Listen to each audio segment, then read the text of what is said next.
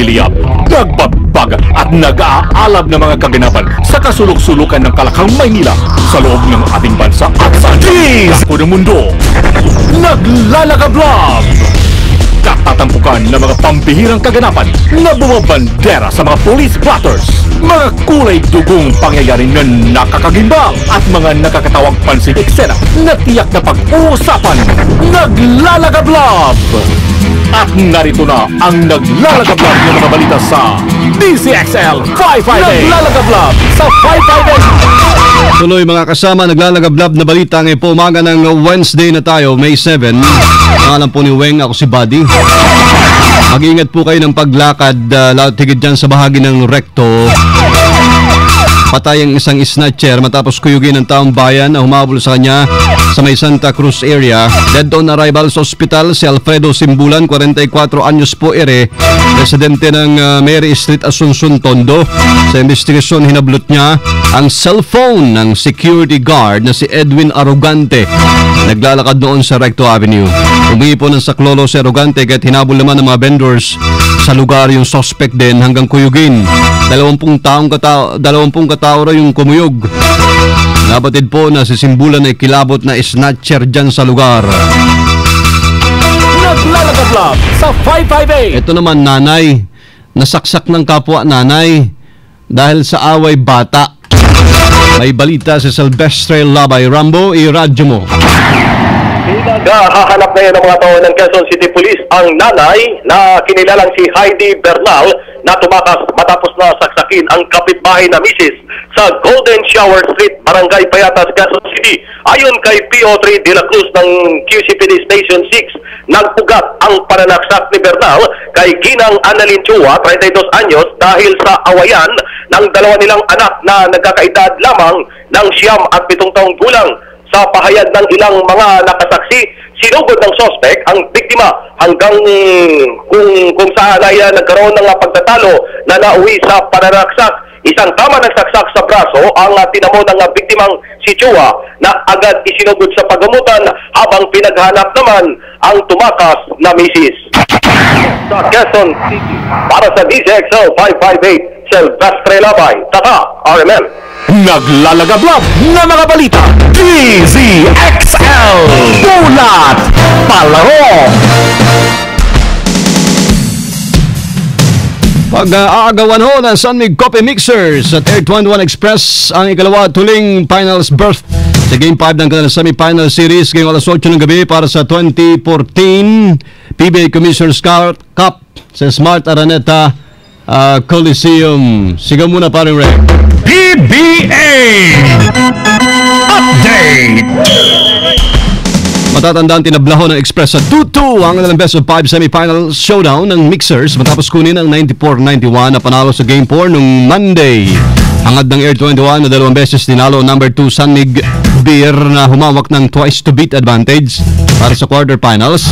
Yan ho yung kanilang kauna-unahan na finals appearance. Target naman ng Sunmig Coffee ang kanilang pangatlong sunod na finals stint matapos pagharian ang 2013 PBA Governors Cup at ang 2014 Philippine Cup.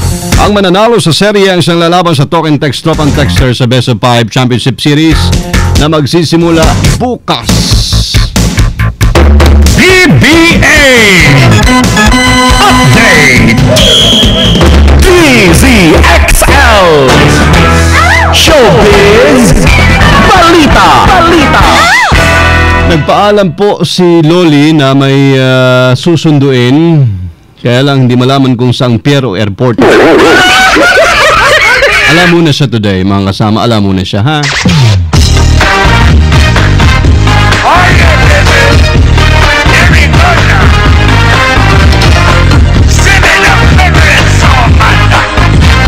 Si Genitals is in the house. Magandang morning, nababalik ako. Musta ka na?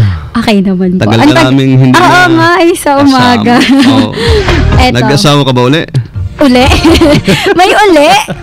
Hindi naman. Naging busy ka lang. Yes, nalipat Welcome lang back. ng bang schedule. Eto nga, plano daw ngayon ng aktres na si Rosana Roses na magpabawas ng kanyang dibdib. Diba? Grabe naman. Oo nga. Mabigat ba pag ganon? Opo. Mabigat din. Dumidepende sa laki din ng katawan. Sa bagay. Kasi iba nakukuba daw pasensya na kayo. May kilala kang ganyan. Di ba? Mabigat po kasi talaga siya. Okay. Eto, balak daw kasi niyang magpapayat para sa role na Mama San sa isang indie film na hustisya. Ayun. Sino ba naman kasing tatanggi sa role na to dahil makakasama lang naman niya ang batikang direktor na si Joel Lamangan at ang superstar na si Nora Honor. Ikaw ang makasama ni Nora, hindi mo ba papayagan yon? Naniniwala daw kasi si Osang na hindi na nakakatulong sa kanya ang size D na dibdib. Size ano? D. A, B, C, di ba yan? Yes. Oh. Usually D na yung D, ano. sagad na yun. Mga American size Pasensya na kayo mga kasama. Uy, curious lang ho. Hindi ako makarelate sa D. May tatanong ko pero wag na. Tapos, Ayan, size D daw. Ayaw niya na daw mag-size D na cup. Ano naman kaya ang target niyang size na? Okay. cup noodles na lang ako. At yan ang aking showbiz balita kasama mo sa D-Sec Sound News Center. Ako po si Jenny Tal. Sa Sintalbog sila lahat. Tatak, Armen. Thank you, Miss Genitals. Hindi kaskas, hindi umatras, medyo madulas. Ito ang Balitang Panghimagas.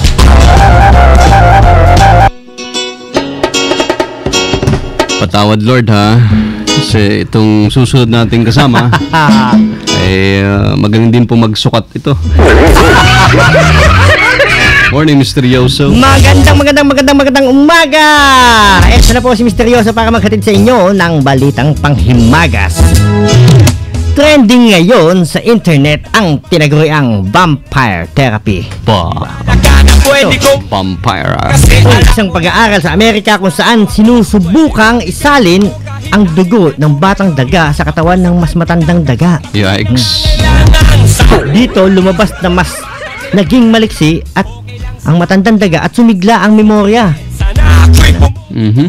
Hinihinalang epekto ito ng protein GGF11 na nagpaparami ng cells sa katawan. Sa ngayon, pinag-aaralan na ito kung maaaring magamit para makontra ang Alzheimer's disease. Sa daga muna. Sa daga muna. Eksperimento muna nila ito sa daga at baka sakaling umepekto rin sa tao. Dapat din daw mag-ingat sa pag-inject ng protein na ito dahil posible rin na paramihin ang masamang cell na magdudulot ng cancer. Sabihin, marami pang proseso ang pagdadaanan nito. Pero pinakamabilis na paraan talaga para magamot ang pagiging makakalimutin, paalala. Yan, pinaka-the best dyan. Yan po ang Balitang Panghimagas natin ngayong umaga. Hatid sa inyo ni Misteryoso. Good morning. Thank you, Misteryoso. DZXL Bulan Trapiko. Andito na siya mga kasama. Please welcome the one and only Rambo Labay. Morning, Rambo. Kasamang bati sa ating mga motorista na tinatahak itong sa haba ng Aurora Boulevard mula Cubao EDSA patungo naman sa bahagi ng Marikina, Antipolo, Cainta. Panayad ang usad ng mga sasakyan bahagyang bumabagal sa 15th Avenue hanggang St. Joseph. Pero pagkalampas nito ay tuloy-tuloy na ang usad ng mga sasakyan at muling babagal sa harapan ng PSB hanggang Katipunan Road. Pagkalampas ng Katipunan, tuloy-tuloy na ang usad ng mga sasakyan hanggang sa Amang Rodriguez Avenue dyan sa Ligaya. Pero pagkalampas nito ay tuloy-tuloy na. Sa kabilang linya ay banayad hanggang mabagal ang usad ng mga sasakyan. Bagyang buwabagal sa Katipunan, pero pagkalampas nito ay tuloy-tuloy na ang usad ng mga sasakyan. Moto! And Moto for today, kasamang body, para yan kay mga nakikinig sa atin, lalo na sina Val Gonzalez, si Professor Eric San Juan, walang mintis yan araw-araw si Professor Eric San Juan, si Ray Tisoy Argana, sina kasama natin dati, Jobel Peleño at Juby Di Guzman. Ang aking MOTO ko or motto, don't aim for success if you want it. Just do what you love and believe in, and it will come naturally. Galing. Ano daw? Tagalog? Sa Tagalog, Mga buddy, para lalong mas maunawaan ng ating mga kababayan sa Pilipino, huwag kang maghangad ng isang katuta. Gawin mo lang ang trabaho mo ng may dedikasyon at pagmamahal dahil ang tagumpay ay darating na lamang sukat. Aba! Galing. Oh. Buddy, Galing. You're a winner.